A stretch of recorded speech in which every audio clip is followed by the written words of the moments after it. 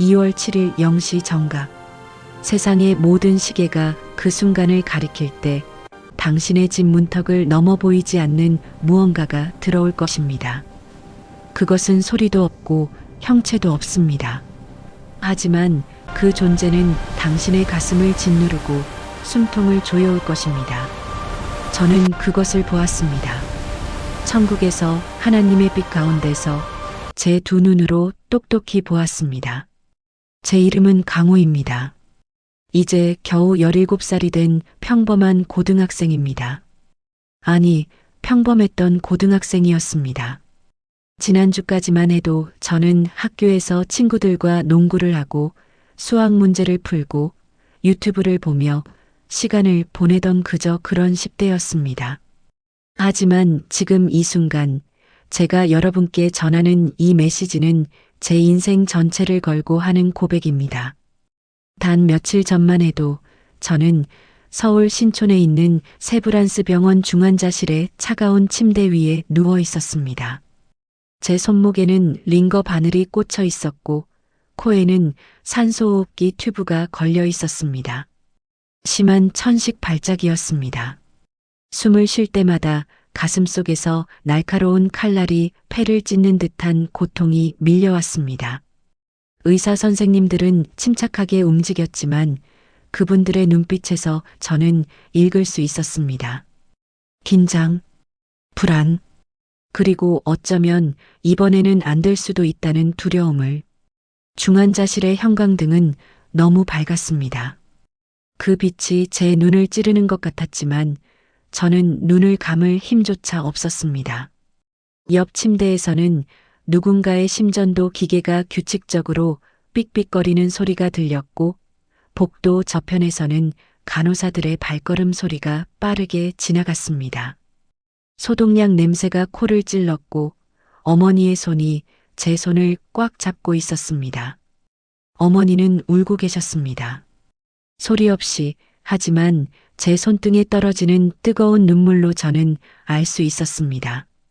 그리고 그때였습니다. 제 가슴이 갑자기 멈춘 것은, 아니, 정확히 말하면 제 심장이 더 이상 뛰지 않았습니다. 모니터에서 길고 날카로운 경고음이 울려 퍼졌고 의료진이 우르르 달려왔습니다. 저는 위에서 그 모든 장면을 내려다보고 있었습니다. 제 육신은 침대 위에 축 늘어져 있었고 의사들은 제 가슴을 강하게 압박하고 있었습니다. 어머니는 벽에 기대서서 두 손으로 얼굴을 가리고 몸을 떨고 계셨습니다. 이상했습니다. 고통이 없었습니다. 공포도 없었습니다. 오히려 이상한 평화가 저를 감쌌습니다. 그리고 저는 빠르게 위로 올라가기 시작했습니다. 천장을 뚫고 병원 건물을 뚫고 서울의 야경이 펼쳐진 밤하늘을 뚫고 위로, 더 위로 올라갔습니다. 속도는 점점 빨라졌고 주변은 점점 더 밝아졌습니다. 그리고 저는 도착했습니다. 어디라고 딱 부를 수는 없지만 그곳은 빛으로 가득 찬 공간이었습니다. 그런데 그 빛은 제가 지금까지 본 그 어떤 빛과도 달랐습니다. 햇빛도 아니고 전등 불빛도 아니었습니다. 그것은 살아있는 빛이었습니다. 따뜻했고 부드러웠고 제 안의 모든 두려움과 슬픔과 고통을 녹여버리는 빛이었습니다. 그 빛 가운데 누군가가 계셨습니다. 저는 그분의 얼굴을 명확하게 볼 수는 없었습니다. 너무 밝아서, 아니 너무 거룩해서 제 눈으로는 제대로 볼 수 없었습니다. 하지만 저는 알았습니다. 그분이 누구신지, 어머니가 평생 기도하며 불렀던 그 이름, 교회 찬양 가사에 수없이 등장했던 그 존재, 예수님이셨습니다.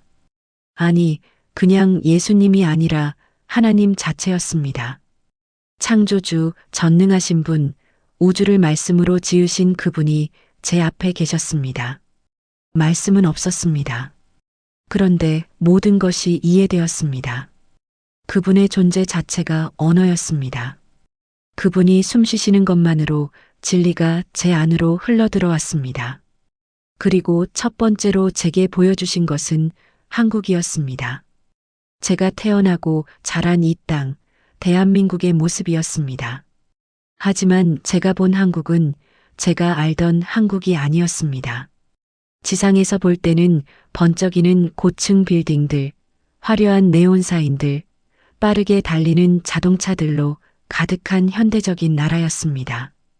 하지만 영의 눈으로 본 한국은 달랐습니다. 회색빛이었습니다.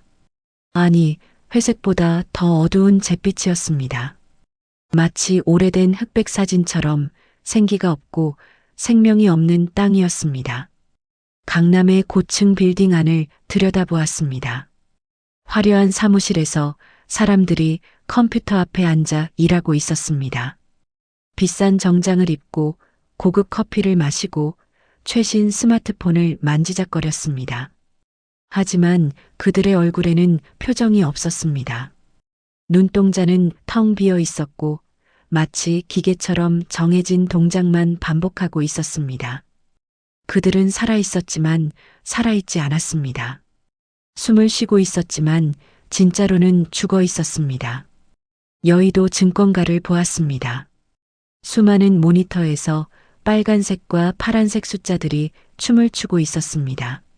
사람들은 그 숫자들을 보며 환호하거나 절망했습니다. 숫자가 오르면 웃었고 숫자가 내려가면 머리를 쥐어뜯었습니다. 그들의 기쁨과 슬픔, 희망과 절망이 모두 화면 속 숫자에 달려 있었습니다. 하나님은 없었습니다. 기도는 없었습니다. 오직 돈만이 그들의 신이었습니다. 지하철 안을 들여다보았습니다. 출퇴근 시간에 빽빽하게 들어찬 사람들. 하지만 아무와도 눈을 마주치지 않았습니다. 모두가 고개를 숙이고 손바닥만 한 화면을 들여다보고 있었습니다.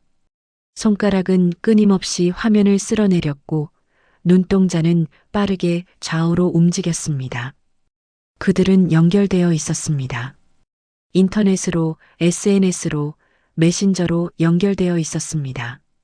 하지만 실제로는 완전히 단절되어 있었습니다. 고독했습니다. 외로웠습니다. 깊고 어두운 외로움이 그들 각자를 감싸고 있었습니다. 교회들을 보았습니다. 큰 교회들, 작은 교회들, 오래된 교회들, 새로 지어진 교회들. 첨탑에는 십자가가 달려 있었고 주일이 되면 사람들이 모였습니다. 하지만 그곳에도 생명이 없었습니다. 사람들은 찬양을 불렀지만 그들의 목소리는 천장을 뚫지 못했습니다. 목사님은 설교를 했지만 그 말씀은 사람들의 귓가를 스쳐 지나갈 뿐이었습니다. 예배가 끝나면 사람들은 빠르게 흩어졌고 주차장에서 서로 먼저 나가려고 경적을 울렸습니다. 더 충격적인 것은 지방의 모습이었습니다. 시골의 작은 교회들을 보았습니다. 한때는 부흥의 불길이 타올랐던 곳들, 새벽 기도에 수십 명이 모여 통성으로 기도하던 곳들. 하지만 지금 그곳에는 먼지만 쌓여 있었습니다. 예배당 안은 텅 비어 있었고 피아노 건반에는 거미줄이 쳐져 있었고 강단 위의 성경책은 오랫동안 펼쳐지지 않아 페이지가 누렇게 발해 있었습니다. 마을 어귀의 정자나무 아래에서 어르신들이 모여 앉아 계셨습니다. 그분들은 한때 이 땅의 부흥을 이끌었던 분들이었습니다. 전쟁을 겪으면서도 믿음을 지켰고 가난한 가운데서도 11조를 드렸고 자식들을 교회로 데려가 신앙으로 키웠던 분들이었습니다. 하지만 지금 그분들은 과거의 이야기만 하고 계셨습니다. 옛날에는 이랬는데 그때는 저랬는데 하는 추억 속에 갇혀 계셨습니다. 그분들의 자녀들은 도시로 떠났고 손주들은 명절에나 한 번씩 얼굴을 비췄습니다. 그리고 주님께서 제게 가장 아픈 장면을 보여주셨습니다. 젊은 세대와 노년 세대 사이에 깊은 골이었습니다. 보이지 않는 높은 벽이 두 세대를 갈라놓고 있었습니다. 젊은이들은 어르신들을 시대에 뒤떨어진 사람들로 여겼습니다. 그들의 이야기는 지루하고 그들의 조언은 현실성이 없고 그들의 믿음은 맹목적이라고 생각했습니다.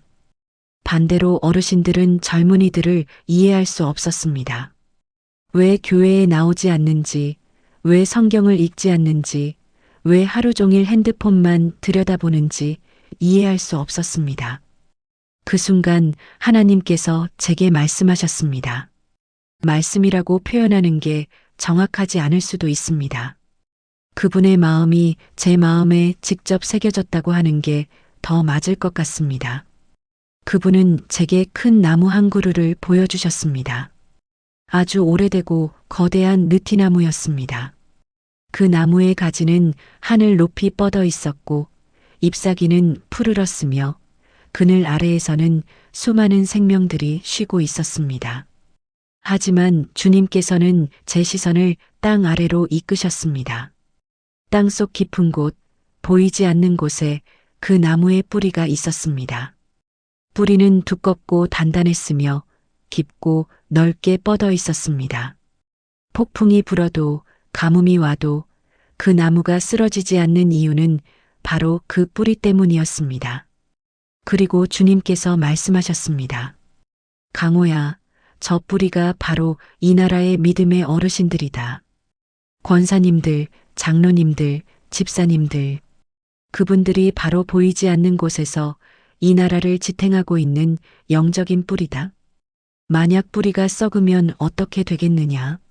아무리 가지가 아름답고 잎사귀가 푸르러도 뿌리가 썩으면 나무 전체가 무너진다. 그리고 그 나무가 쓰러지면 그 그늘 아래 살던 모든 생명이 함께 죽는다. 새들은 둥지를 잃고 작은 풀들은 뜨거운 햇볕에 타버리고 심지어 땅의 흙까지도 비에 씻겨 내려간다. 원수 마귀는 이것을 안다. 그래서 그는 가지를 먼저 공격하지 않는다. 보이지 않는 뿌리를 먼저 공격한다. 만약 그가 이 나라 믿음의 뿌리인 어르신들을 쓰러뜨릴 수 있다면 다음 세대는 자동으로 무너질 것이다. 왜냐하면 그들에게는 서 있을 기반이 없기 때문이다. 그리고 주님께서 제게 날짜를 보여주셨습니다. 2026년 2월 7일. 그날부터 9일까지 정확히 사흘 동안 이 나라의 믿음의 어르신들을 향한 집중적인 공격이 있을 것이라고 하셨습니다. 그것은 육체적인 공격이 아니었습니다. 눈에 보이는 재난이나 사고가 아니었습니다. 그것은 영적인 공격이었습니다.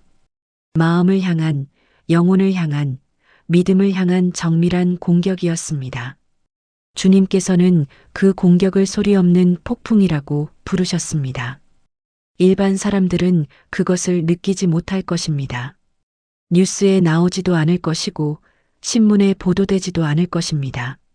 하지만 영적으로 깨어있는 사람들, 특히 오랫동안 믿음의 자리를 지켜온 어르신들은 그것을 느낄 것입니다. 가슴이 답답해지고 숨이 가빠지고 알 수 없는 두려움과 불안이 밀려올 것입니다. 주님께서는 제게 그 사흘 동안의 장면들을 마치 영화처럼 보여주셨습니다. 저는 울었습니다. 17살 소년이 천국의 빛 가운데서 하나님 앞에서 소리내어 울었습니다. 너무 고통스러웠습니다. 너무 안타까웠습니다. 그리고 동시에 제 안에서 무언가 타오르기 시작했습니다. 제가 돌아가야 한다는 것, 제가 이것을 전해야 한다는 것, 그것이 제가 다시 숨 쉬어야 하는 이유라는 것을 알았습니다. 2월 7일의 장면이 시작되었습니다. 그날은 평범한 금요일이었습니다. 사람들은 출근하고 학생들은 등교하고 가게들은 문을 열었습니다. 하지만 아침 뉴스부터 이상한 분위기가 흐르기 시작했습니다. 경제 뉴스에서 주식시장이 급락하고 있다는 보도가 나왔습니다. 환율이 치솟고 있다는 속보가 띄워졌습니다. 전문가들은 심각한 표정으로 경고의 말들을 쏟아냈습니다. 그 자체는 새로운 것이 아니었습니다. 주식은 항상 오르락 내리락 했고 경제 위기는 몇 년에 한 번씩 왔습니다. 하지만 2월 7일의 그 뉴스는 달랐습니다. 무언가 보이지 않는 무게가 그 말들에 실려 있었습니다.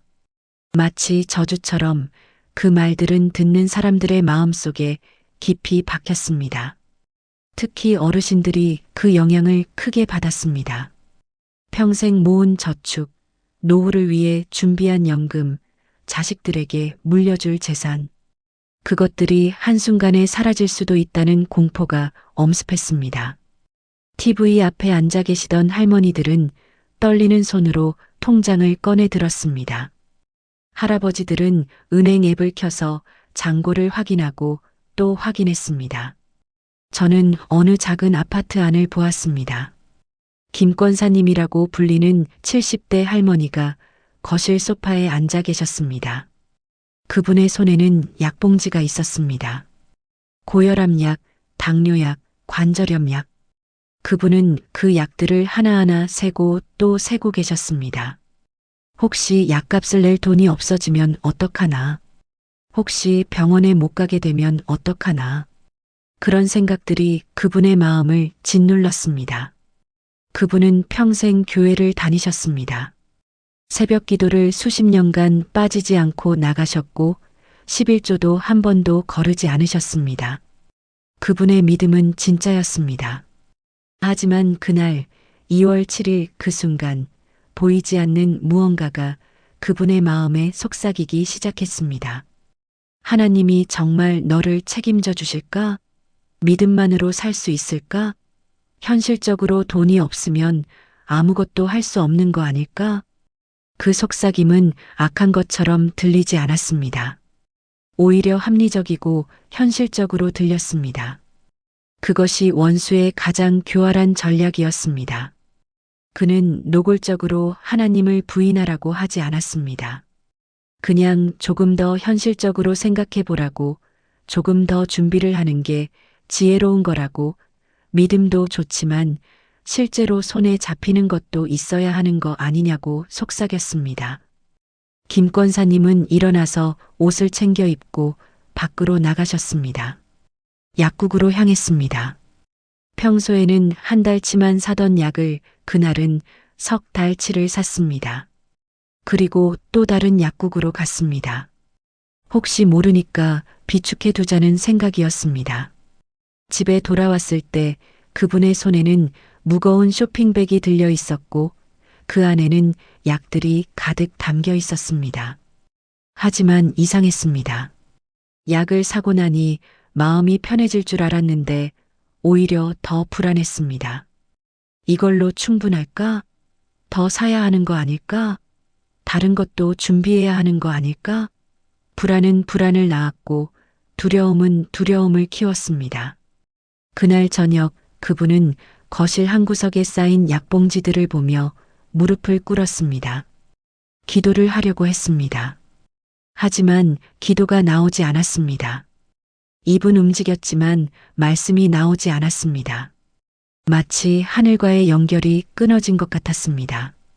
그분은 그 순간 깨달았습니다. 자신이 약을 사면서 사실은 하나님보다 약을 더 신뢰했다는 것을, 성경 말씀보다 통장 잔고를 더 의지했다는 것을. 그날 밤 수많은 어르신들이 비슷한 경험을 했습니다. 어떤 분은 은행에 달려가 정기예금을 해지하고 현금으로 바꿨습니다. 어떤 분은 자식에게 전화를 걸어 혹시 모르니 조금 도와줄 수 있느냐고 물었습니다. 어떤 분은 집안 구석구석을 뒤져 숨겨둔 돈을 확인했습니다. 교회 장로님들도 예외가 아니었습니다. 박 장로님은 평생 건축회사를 운영하시며 성실하게 헌금하시고 봉사하신 분이었습니다. 그분은 매주 수요일마다 건설 현장 노동자들을 위해 무료 식사를 제공했고 어려운 교우들의 집수리를 무료로 해주셨습니다.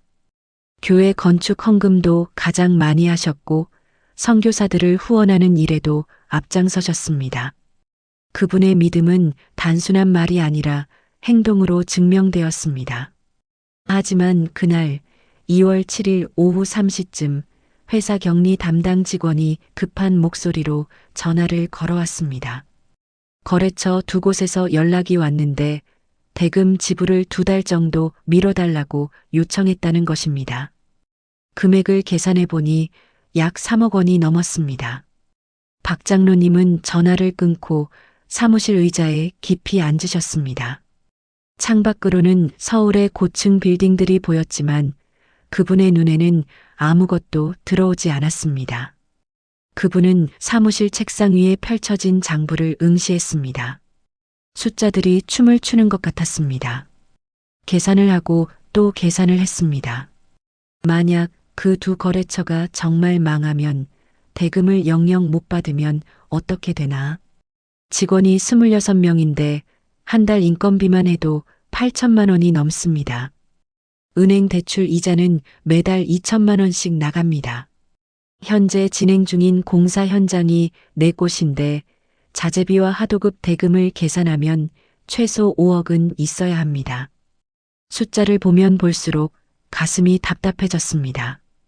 50년 가까이 사업을 해오면서 위기가 없었던 건 아닙니다. IMF 때도 버텼고 리먼 사태 때도 견뎠습니다.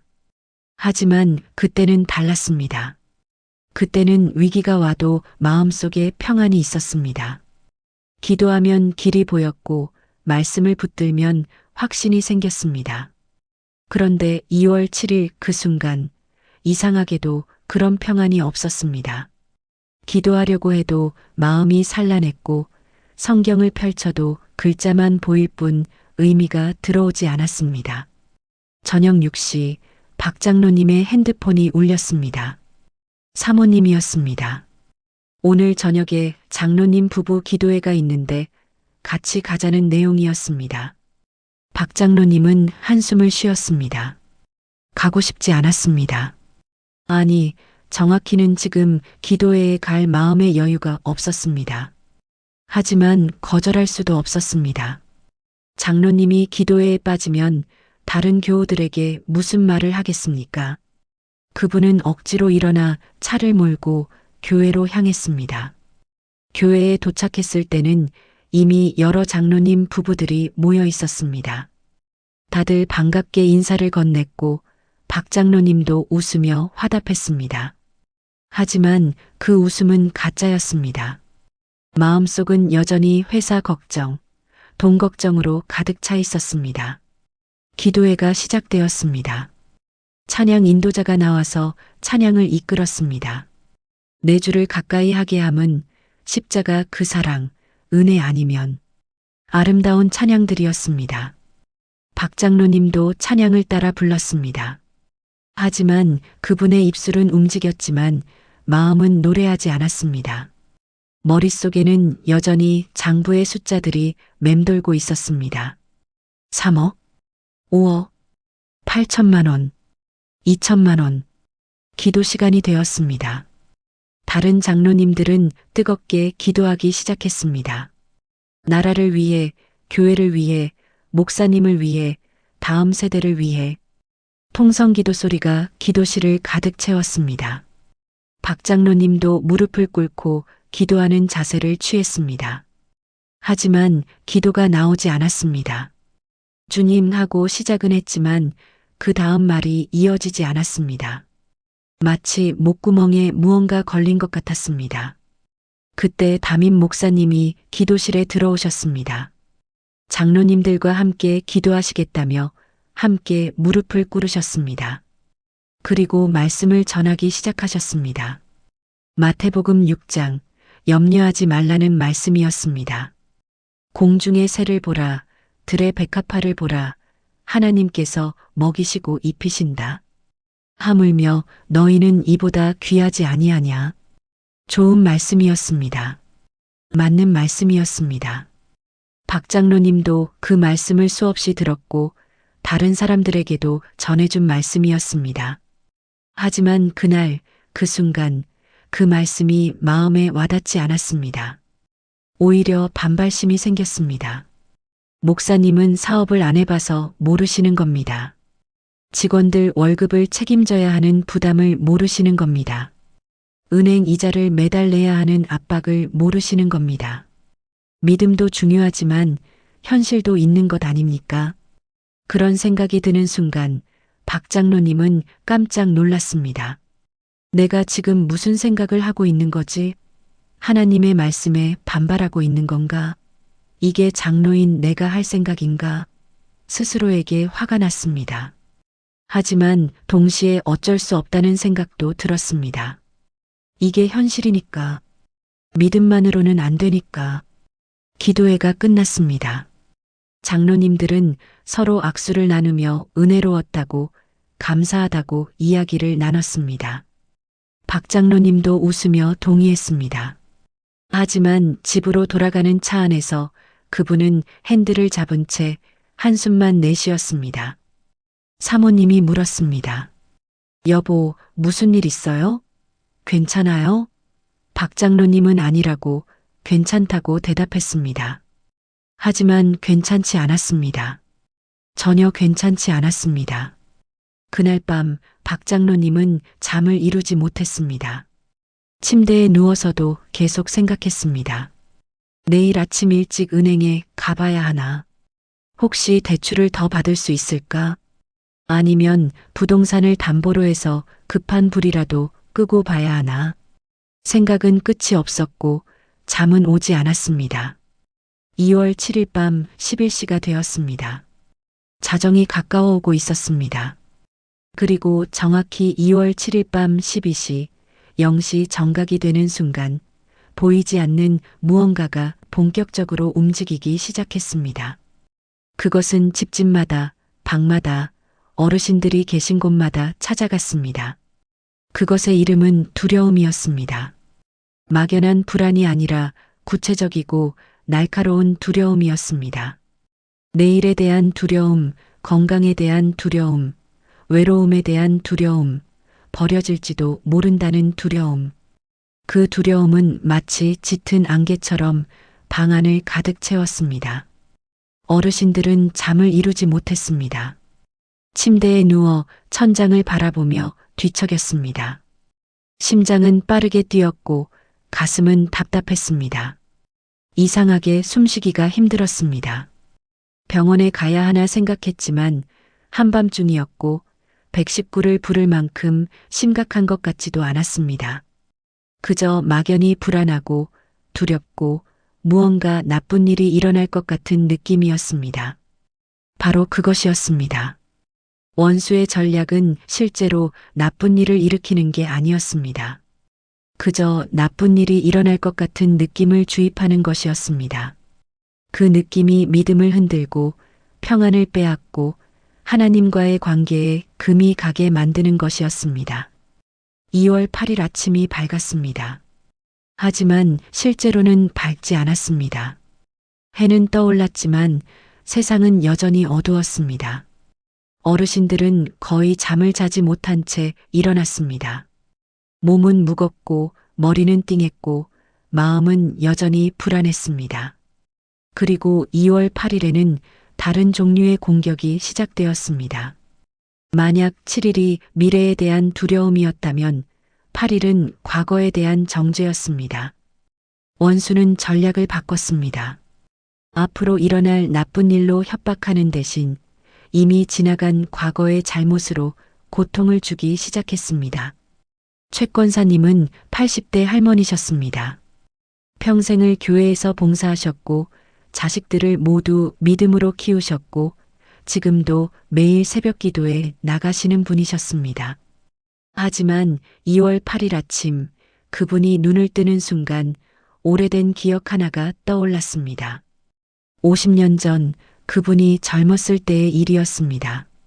시어머니와 크게 다투고 말씀을 거역한 적이 있었습니다. 그때 너무 화가 나서 듣기 힘든 말을 했었습니다. 얼마 후 시어머니는 돌아가셨고 최 권사님은 평생 그 일을 후회하며 살았습니다. 회개도 했고 용서도 구했고 하나님께 모든 것을 내려놓았다고 생각했습니다. 하지만 2월 8일 그날 그 기억이 마치 어제 일처럼 생생하게 떠올랐습니다. 그리고 목소리가 들렸습니다. 귓가에서 속삭이는 목소리였습니다. 너는 나쁜 며느리였어. 너는 시어머니를 슬프게 했어. 너는 용서받을 수 없어. 내가 아무리 교회에 나가고 기도해도 소용없어. 너는 위선자야. 최 권사님은 그 목소리를 무시하려고 했습니다. 그건 거짓말이라는 것을 알았습니다. 하나님께서 이미 용서하셨다는 것을 알았습니다.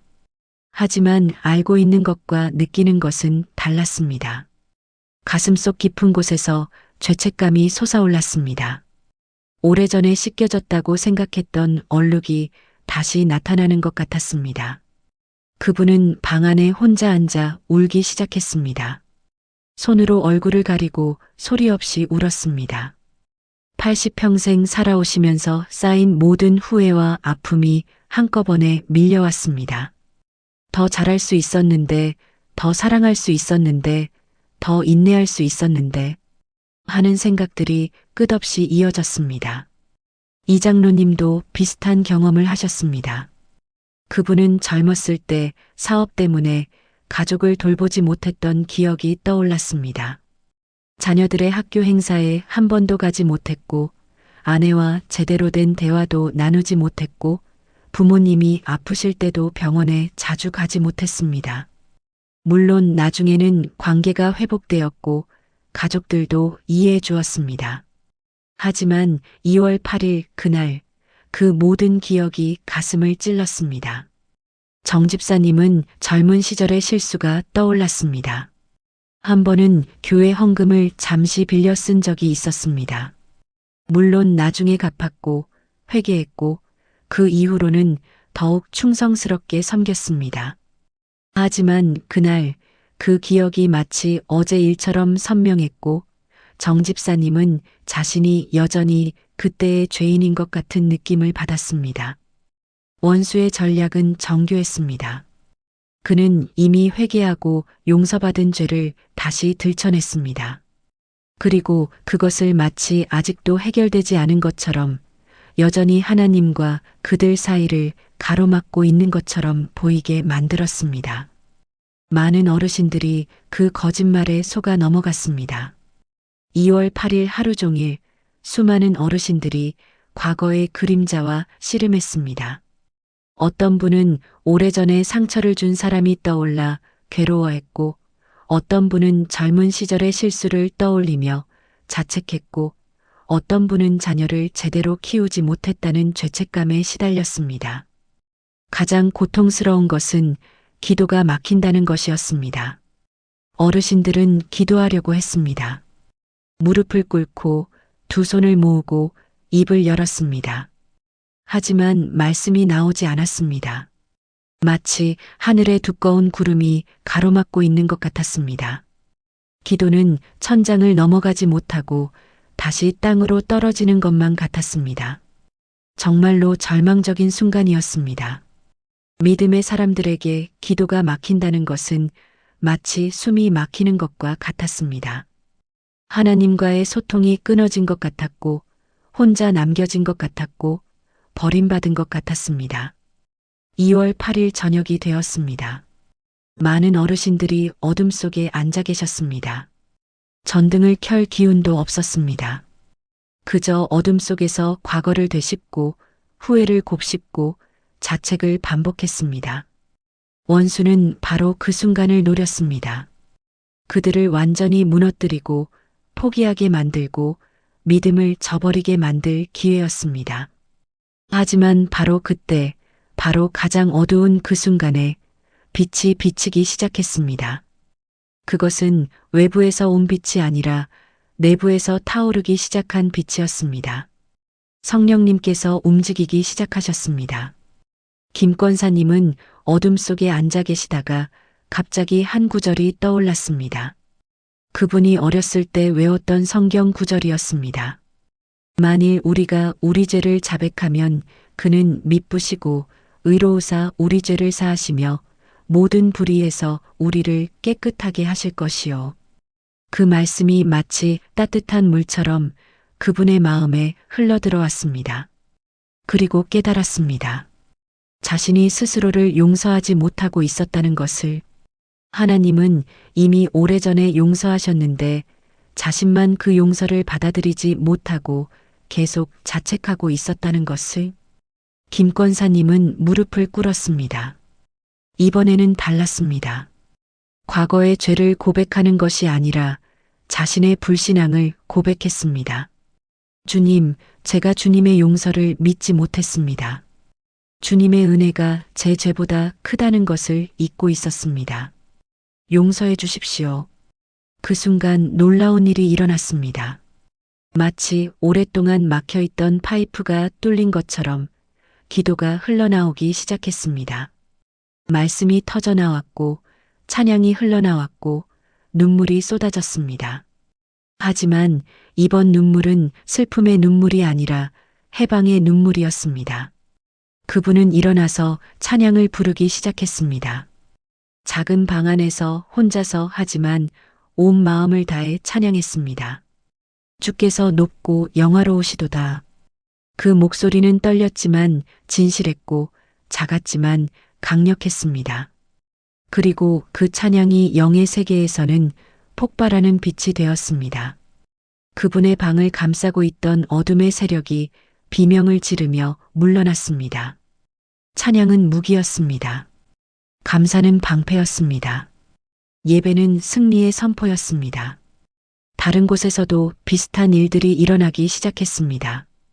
이 장로님은 갑자기 오래전에 배웠던 찬송가가 떠올랐습니다.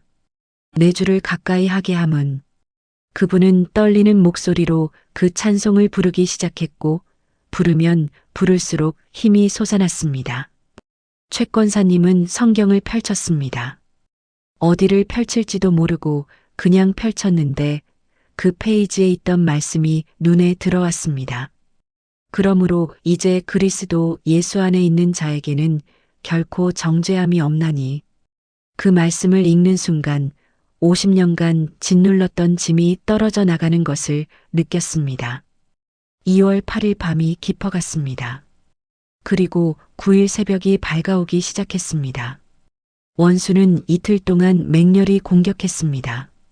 하지만 그는 한 가지를 계산하지 못했습니다.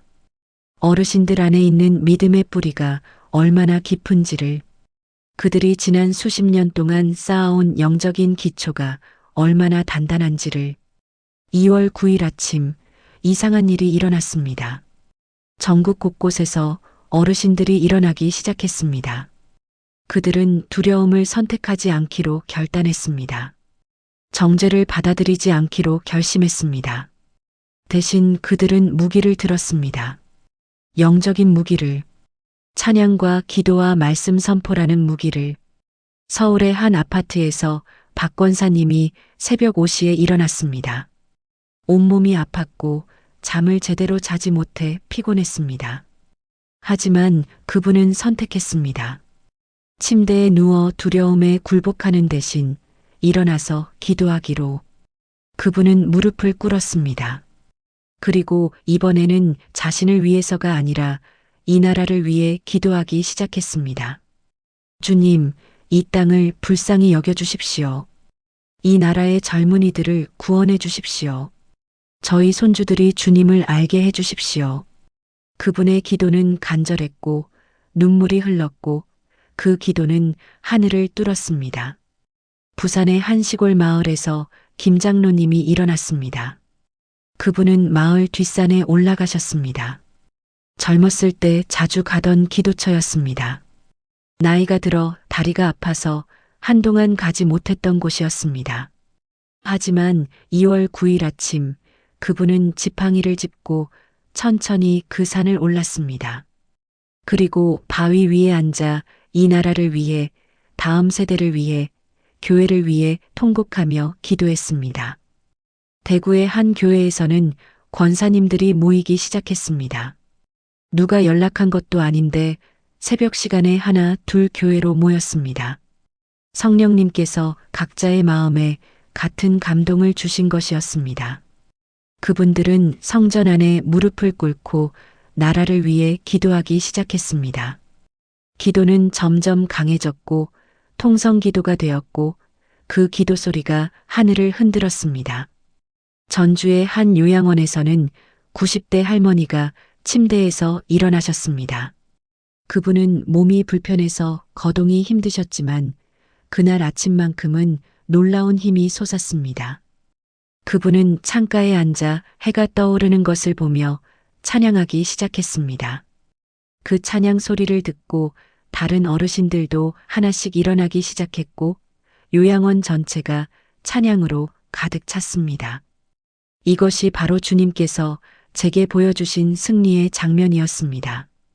세상은 어르신들을 약하다고 생각합니다. 늙었다고, 쓸모없다고, 시대에 뒤떨어졌다고 생각합니다. 하지만 영의 세계에서 그분들은 거인이었습니다. 그분들의 기도는 산을 움직였고, 그분들의 찬양은 어둠을 흩어버렸고, 그분들의 믿음은 나라의 운명을 바꿨습니다. 2월 9일 오후가 되었습니다. 전국 곳곳에서 어르신들이 기도하고 찬양하는 소리가 하늘에 상달되었습니다. 그 소리들이 모여 거대한 물결이 되었고 그 물결이 이 땅을 덮기 시작했습니다. 사흘 동안 이 땅을 덮고 있던 어둠의 세력이 그 빛 앞에서 물러나기 시작했습니다. 원수는 패배했습니다. 그는 어르신들을 쓰러뜨리려고 했지만 실패했습니다. 오히려 그들을 더 강하게 만들었습니다. 그들은 시험을 통과했고 불을 통과하고 나온 금처럼 더 순수해졌고 더 강해졌고 더 밝게 빛났습니다. 그리고 2월 10일 아침이 밝았습니다. 완전히 새로운 아침이었습니다. 공기가 달랐습니다. 마치 폭풍 후의 고요함 같았습니다. 아니, 고요함이 아니라 평화였습니다. 진짜 평화, 세상이 줄 수 없는 평화가 이 땅에 임했습니다. 어르신들이 아침에 일어났을 때 놀라운 일이 일어났습니다. 그들의 몸에 새로운 힘이 있었습니다. 이틀 동안 거의 잠도 못 자고 기도하고 영적 전쟁을 치렀는데 오히려 젊어진 것 같았습니다. 눈은 맑았고 걸음은 가벼웠고 얼굴에는 빛이 났습니다. 더 놀라운 것은 젊은 세대의 반응이었습니다. 무언가 이상한 일이 일어나고 있다는 것을 느낀 젊은이들이 어르신들을 찾기 시작했습니다. 평소에는 무관심했던 손주들이 할머니께 전화를 걸었습니다. 오랫동안 교회에 나가지 않았던 자녀들이 부모님께 연락했습니다. 영적으로 목마른 청년들이 교회의 장로님들을 찾아왔습니다. 그들은 물었습니다. 할머니한테는 뭐가 있어요? 왜 그렇게 평안해 보이세요? 이 혼란한 세상에서 어떻게 그렇게 확신에 차 있으세요? 그리고 어르신들은 대답했습니다. 평생 지켜온 믿음에 대해, 만나본 하나님에 대해, 경험한 은혜에 대해. 그것이 바로 부흥의 시작이었습니다. 화려한 집회장에서 시작된 것이 아니라 거실 소파에서, 동네 공원 벤치에서, 작은 교회 기도실에서 시작되었습니다. 백발의 전사들이 다음 세대에게 믿음을 전수하기 시작했습니다. 서울의 한 카페에서 김 권사님이 25살 손녀와 마주 앉았습니다. 손녀는 울고 있었습니다. 직장에서, 관계에서, 인생에서 지쳐 있었습니다. 김 권사님은 손녀의 손을 잡았습니다. 그리고 조용히 기도해 주었습니다. 그 기도 가운데 손녀의 얼굴이 변하기 시작했습니다. 눈물은 여전히 흘렀지만 이제는 치유의 눈물이었습니다. 그날 그 손녀는 할머니와 함께 교회에 갔고 그것이 그 젊은 여성의 인생의 전환점이 되었습니다. 부산에서 박 장로님은 동네 청년들을 위한 성경 공부를 시작했습니다. 처음에는 3명이 왔습니다. 하지만 입소문이 나기 시작했습니다. 진짜 인생을 살아본 사람의 이야기가 다르다고. 성경을 머리로 아는 게 아니라 삶으로 증명한 사람의 말에는 무게가 있다고. 한 달 후에는 20명이 모였고 석 달 후에는 교회가 작아서 더 큰 공간을 빌려야 했습니다. 대전에서 최 권사님은 이웃 주부들을 위한 기도 모임을 시작했습니다. 수요일 오전 아이들이 학교에 간 시간에 모여서 함께 기도하고 말씀을 나누었습니다. 처음에는 교회 다니는 사람만 왔지만 점점 교회에 안 다니던 이웃들도 참여하기 시작했습니다. 그들은 채권사님에게서 뭔가 다른 것을 받습니다. 세상 사람들에게는 없는 평안과 확신을. 이것이 바로 주님께서 원하셨던 그림이었습니다. 백발의 전사들이 믿음의 세대를 일으키는 것. 할아버지와 손주 사이의 벽이 무너지는 것. 전통과 현대가 믿음 안에서 만나는 것. 저는 천국에서 그 모든 장면을 보았습니다. 그리고 주님께서 제게 말씀하셨습니다. 강호야, 내가 본 것을 전하거라. 2월 7일부터 9일까지의 시험을 경고하고 동시에 그 후에 올 영광을 선포하거라. 어르신들에게 말하거라. 그들은 잊혀진 존재가 아니라 선택된 전사라고. 그들의 시대가 끝난 것이 아니라 이제 시작이라고. 그리고 저는 돌아왔습니다. 제 의지가 아니라 하나님의 명령으로 돌아왔습니다. 세브란스 병원 중환자실의 침대 위로 다시 떨어졌습니다. 차가운 공기가 폐를 채웠고 고통이 밀려왔고 모니터가 다시 삑삑거리기 시작했습니다. 의사들은 기적이라고 했습니다. 의학적으로 설명할 수 없다고 했습니다. 어머니는 감사기도를 드렸고 간호사들은 놀라워했습니다. 하지만 저는 알았습니다. 이것은 기적이 아니라 사명이라는 것을. 저는 이 메시지를 전하기 위해 다시 돌아온 것입니다. 권사님, 장로님, 집사님, 여러분께 간곡히 말씀드립니다. 2026년 2월 7일부터 9일까지 소리 없는 폭풍이 옵니다. 그것은 여러분을 시험할 것입니다. 여러분의 믿음이 진짜인지, 여러분의 신뢰가 어디에 있는지 드러낼 것입니다. 첫째 날에는 두려움이 올 것입니다. 경제에 대한, 건강에 대한, 미래에 대한 두려움. 하지만 기억하십시오. 여러분의 공급자는 은행이 아니라 하나님이십니다. 여러분의 치료자는 약이 아니라 여호와 라파이십니다. 둘째 날에는 정죄가 올 것입니다. 과거의 실수들, 오래된 죄책감, 후회들이 밀려올 것입니다. 하지만 기억하십시오. 그리스도 예수 안에 있는 자에게는 결코 정죄함이 없습니다. 주님께서 이미 용서하셨습니다. 여러분이 받아들이기만 하면 됩니다. 셋째 날에는 선택의 순간이 옵니다. 무너지거나 일어서거나 침묵하거나 선포하거나 두려워하거나 찬양하거나 그날 여러분의 선택이 여러분의 운명뿐 아니라 다음 세대의 운명까지 결정할 것입니다. 부탁드립니다. 포기하지 마십시오. 여러분은 약하지 않습니다. 여러분은 쓸모없지 않습니다. 여러분은 하나님께서 이 시대를 위해 남겨두신 비밀병기입니다. 여러분의 기도가 이 나라를 지킵니다. 여러분의 찬양이 어둠을 몰아냅니다. 여러분의 믿음이 다음 세대에게 길을 엽니다. 2월 7일 0시가 오기 전에 준비하십시오. 집안을 정결하게 하십시오. 세상의 소음을 차단하십시오. 두려움을 주는 뉴스를 끄십시오. 대신 말씀으로, 찬양으로, 기도로 여러분의 영적인 요새를 강화하십시오. 그리고 기억하십시오. 그 사흘이 지나면 새로운 시대가 올 것입니다. 여러분이 승리하면 여러분만 승리하는 게 아닙니다. 여러분의 자녀가, 손주가, 이 나라의 다음 세대가 함께 승리합니다. 여러분이 지키는 것은 단지 여러분의 믿음이 아닙니다. 이 나라의 영적 유산입니다. 저는 17살입니다. 제가 무슨 권위로 여러분께 이런 말씀을 드릴 수 있겠습니까? 하지만 이것은 제 말이 아닙니다. 저는 그저 전하는 사람일 뿐입니다. 이것은 하늘의 메시지입니다. 창조주의 경고이자 약속입니다. 여러분은 혼자가 아닙니다. 전국 방방곡곡에 여러분과 같은 백발의 전사들이 있습니다. 보이지 않지만 그들도 기도하고 있습니다. 그들도 찬양하고 있습니다. 그들도 믿음의 자리를 지키고 있습니다. 여러분은 거대한 군대의 일부입니다. 그리고 무엇보다 하나님께서 여러분과 함께 하십니다. 그분은 여러분을 버리지 않으셨습니다. 그분은 여러분을 잊지 않으셨습니다. 오히려 그분은 바로 이 시간을 위해 여러분을 준비시켜 오셨습니다. 여러분의 모든 경험, 모든 시험, 모든 승리가 바로 이 순간을 위한 훈련이었습니다. 일어나십시오.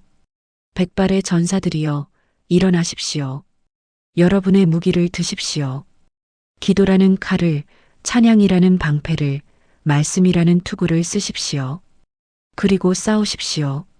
여러분의 영혼을 위해, 여러분의 가족을 위해, 여러분의 나라를 위해 싸우십시오. 2월 7일 0시 그것이 찾아올 때 두려워하지 마십시오. 오히려 준비된 자세로 맞이하십시오. 그리고 증명하십시오. 여러분의 믿음이 진짜라는 것을, 여러분의 하나님이 살아계시다는 것을, 여러분이 결코 무너지지 않을 것이라는 것을. 저는 천국에서 여러분의 승리를 보았습니다. 그것은 확정된 미래입니다. 단 여러분이 포기하지 않는다면, 여러분이 끝까지 믿음을 지킨다면, 여러분이 그 사흘을 견뎌낸다면, 그리고 2월 10일 아침 여러분은 새로운 사람으로 일어날 것입니다. 더 강하고 더 밝고 더 확신에 차서, 그리고 여러분을 통해 이 나라에 부흥이 올 것입니다. 여러분의 자녀가 돌아올 것입니다. 여러분의 손주가 믿음을 갖게 될 것입니다. 젊은 세대가 여러분을 찾아올 것입니다. 이것이 제가 여러분께 전하는 메시지입니다. 경고이자 희망입니다. 시험이자 기회입니다. 어둠의 공격이자 빛의 승리입니다. 준비하십시오. 기도하십시오. 그리고 승리하십시오. 하나님께서 여러분과 함께 하십니다. 아멘.